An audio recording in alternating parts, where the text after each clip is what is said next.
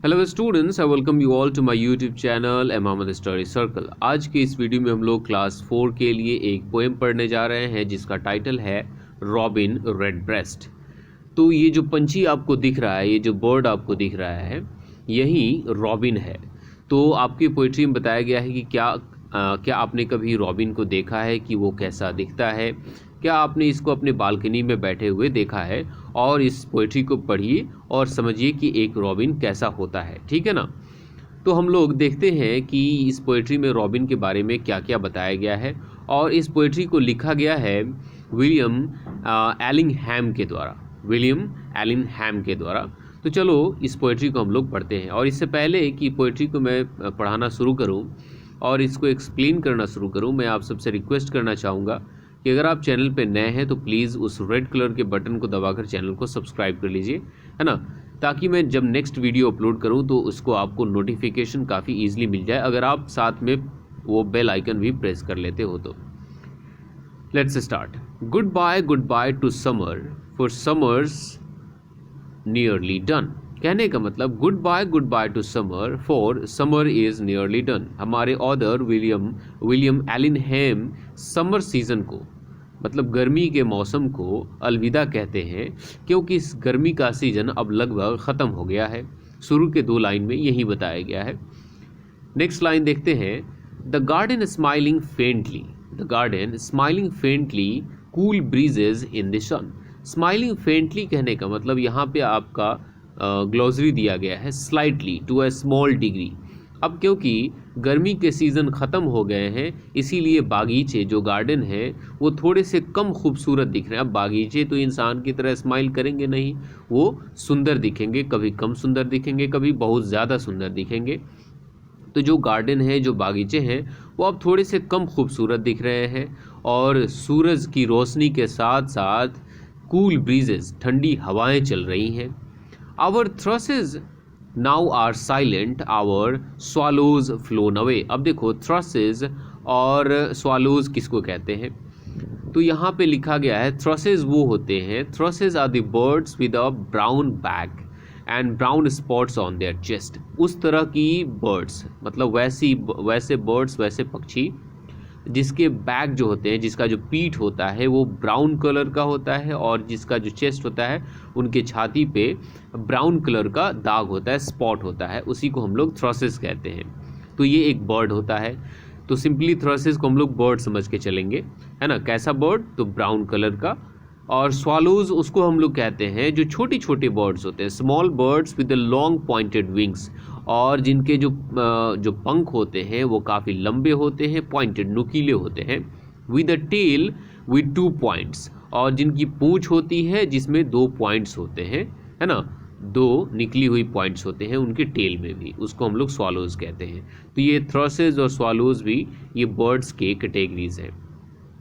तो यहाँ पे बताया गया है कि जो थ्रसेस हैं, जो स्वालोज हैं, वो अब उड़कर दूसरे जगह चले गए हैं, इसीलिए हमारा जो गार्डन है इसमें थ्रसेस साइलेंट हैं, क्योंकि वो वहाँ से चले गए हैं। बट रॉबिन इज़ हेयर, लेकिन यहाँ पे रॉबिन अभी भी है। भले थ्रसेस यहाँ से चले गए हों, स्वॉलेज यहाँ से चले गए हों, लेकिन रॉबिन अभी भी यही है। इन कोट ऑफ ब्राउन कहने का मतलब रॉबिन जो है वो ब्राउन कलर का है, जो कि अभी भी गार्डन में ही है। विद रडी ब्रेस्ट नॉट गे। अब रडी कहने का मतलब क्या होगा? आपके बुक में दिया गया है having a fresh healthy red colour, और यहाँ पे रडी ब्रेस्ट नॉट गे कहने का मतलब, ब्रेस्ट नॉट कहने का मतलब टाई होता है। तो अगर आप देखोगे रॉबिन को, तो इसका जो ये गर्दन है, इस पे ये रेड कलर का जो पार्ट है, ये एक टाई की तरह दिख रहा है। और यहाँ पे गे कहने का मतलब है कि काफ़ी खुश है। तो थ्रसेस यहाँ से चले गए हैं, स्वॉलोज यहाँ से चले गए हैं, लेकिन ब्राउन कलर का रॉबिन अभी भी है, जो कि ऐसा लग रहा है कि रेड कलर का टाई लगाए हुए है और काफ़ी गे है, काफ़ी खुश है। गे का एक और भी मतलब होता है, जिसका मतलब होता है होमोसेक्सुअल पर्सन, है ना, जिसको सेम सेक्स में अट्रैक्शन होता है, उसको होमोसेक्सुअल कहते हैं, उसको हम लोग गे कहते हैं। उसका यहाँ पे मतलब नहीं है। यहाँ पे इस गे का मतलब है happy, extremely happy and full of joy. Robin, robin redbreast O robin dear. यहाँ पे ऑथर फिर कहते हैं रॉबिन को एड्रेस करते हुए कि रॉबिन, रॉबिन रेडब्रेस्ट ओ प्यारे robin, robin singing sweetly in the falling of the year. अब देखो, जो गर्मी का जो सीज़न होता है वो साल का अंत का समय होता है। तो यहाँ पे हमारे ऑथर विलियम एलिनहैम कहते हैं कि जो रॉबिन है वो साल के अंत में मीठे गीत गा रहा है। नेक्स्ट स्टेंजा को हम लोग देखते हैं। Bright yellow red and orange the leaves come down in hosts. अब देखो, होस्ट कहने का मतलब होता है मेज़बानी करना। तो जब भी हमारा रॉबिन गीत गाता है तो जो ब्राइट येलो कलर के, रेड कलर के और ऑरेंज कलर के जो पत्ते होते हैं वो पेड़ से नीचे गिरते हैं रॉबिन का स्वागत करने के लिए, उसकी मेज़बानी करने के लिए। जो कि आपको यहाँ पे ये गार्डन दिखाया गया है जिसमें जो पत्ते हैं वो एक्सट्रीमली येलो कलर के हैं, ब्राइट येलो कलर के हैं। The trees are Indian princes but soon they will turn to ghosts. अब देखो, जो हमारे बागीचे हैं उसमें जो पेड़ पौधे हैं वो अभी राजकुमारी की तरह हैं, प्रिंसेस की तरह हैं, क्योंकि इन पे काफ़ी खूबसूरत पत्ते लगे हुए हैं, फूल लगे हुए, फल लगे हुए हैं।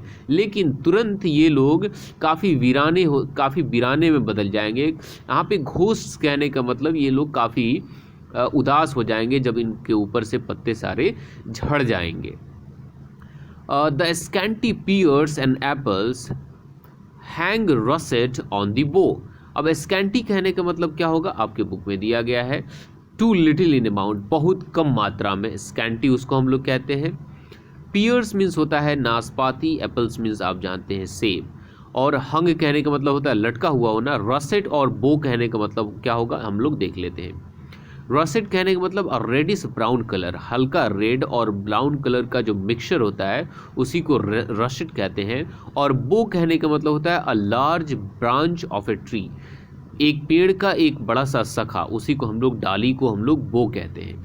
तो यहाँ पे क्या होगा, जब सारे पत्ते झड़ जाएंगे, पेड़ एकदम भूत की तरह दिखेंगे, वीरान दिखेंगे, तो उस समय बहुत ही कम मात्रा में नाशपाती, जो सेब होंगे वो ब्राउन कलर के और हल्के से रेड कलर के हो जाएंगे और पेड़ की डाली से लटके हुए होंगे। नेक्स्ट स्टेंजा हम लोग देखते हैं। It's autumn, autumn, autumn late, it will soon be winter now, robin, robin redbreast O robin dear. अब हमारे ऑथर विलियम एलिनहैम फिर से रॉबिन को एड्रेस करते हुए कहते हैं कि अब जो है पतझड़ का सीज़न आ गया है ना, अब जो ऑटम का सीज़न आ गया है और इसके तुरंत बाद क्या आ जाएगा, विंटर आ जाएगा, ठंडी का सीज़न आ जाएगा, विंटर सीज़न आ जाएगा। और फिर उसके बाद कहते हैं and what will this poor robin do. अब जब विंटर का सीज़न आ जाएगा तो ये बेचारा रॉबिन जो पक्षी है वो क्या करेगा, for pinching times are near. अब देखो, पिंचिंग टाइम्स कहने का मतलब क्या होगा, टेस्टिंग टाइम्स, जो कि वैसा समय जो कि इंसान की या किसी भी चीज़ की धैर्य शक्ति को, उसके पेशेंस को चैलेंज करता है, जो काफ़ी मुश्किल समय होता है, उसी को पिंचिंग टाइम्स कहा जाता है। इसको हम लोग हार्ड टाइम्स भी कह सकते हैं। तो एक रॉबिन के लिए जो विंटर सीजन होता है वो काफ़ी हार्ड टाइम होता है, काफ़ी मुश्किल भरा समय होता है। तो इसी में हमारे ऑथर कहते हैं कि रॉबिन अब क्या करेगा, क्योंकि विंटर सीजन आ गए हैं। आपको यहाँ पे जो पेड़ की डाली दिख रहा होगा कि इस पे कैसे बर्फ़ लदे हुए हैं, बर्फ़ जमे हुए हैं। अब ऐसा क्यों कहते हैं कि विंटर सीजन रॉबिन के लिए काफ़ी हार्ड होता है, ये हम लोग नेक्स्ट स्टेंजा में समझ लेते हैं। The fire side for the cricket. Fire side कहने का मतलब वैसा जगह जहाँ पे आग जलाई जाती हो, तो हम लोग चूल्हा समझ लेते हैं। तो जो क्रिकेट है, जो झिंगूर है, वो फायर साइड चूल्हे में जाकर दुबक जाता है, क्योंकि चूल्हे में थोड़ी सी गर्मी होती है। तो क्रिकेट जो झिंगूर होता है वो अपना जो जगह है वो एक चूल्हे में तलाश लेता है खुद को सरवाइव करने के लिए, इस विंटर सीजन में खुद को ज़िंदा रखने के लिए। The wheat sack for the mouse. और जो चूहा होता है वो गर्मी के लिए जो गेहूं के जो बोरी होती है उसमें घुस जाता है।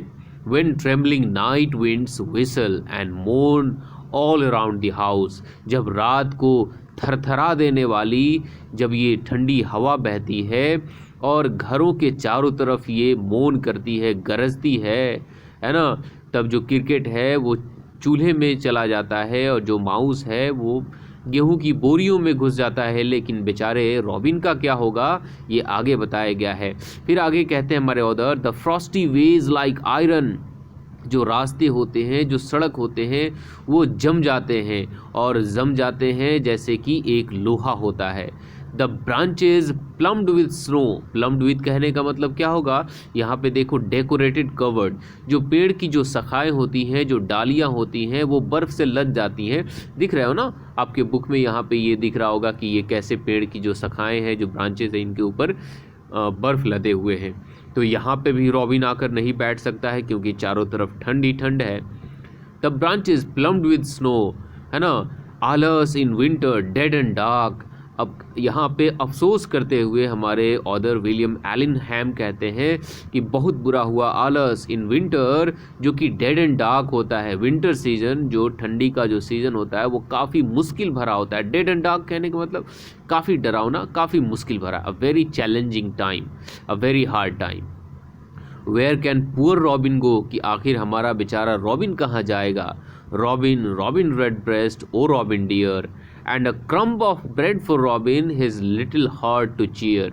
और फिर अंत में हमारे ऑथर कहते हैं कि अगर क्रम्ब मिस होता है एक छोटा सा टुकड़ा, कि अगर रॉबिन को खाने के लिए रोटी का एक छोटा सा टुकड़ा भी मिल जाता है तो उसका जो छोटा सा दिल है वो खुश हो जाता है, वो काफ़ी चीयरफुल हो जाता है। तो हमने इस तरीके से इस पोइट्री को काफ़ी अच्छे से समझ लिया है। एक्सप्लेन भी मैंने इसको line by line stanza wise कर दिया है। वीडियो का एक्सप्लेनेशन कैसा लगा आप लोग मुझे कमेंट करके ज़रूर बताइएगा। वीडियो अच्छा लगा होगा तो लाइक कीजिएगा, चैनल पे नए होंगे तो सब्सक्राइब कीजिएगा। मिलते हैं एक नए चैप्टर के साथ, तब तक के लिए बाय बाय।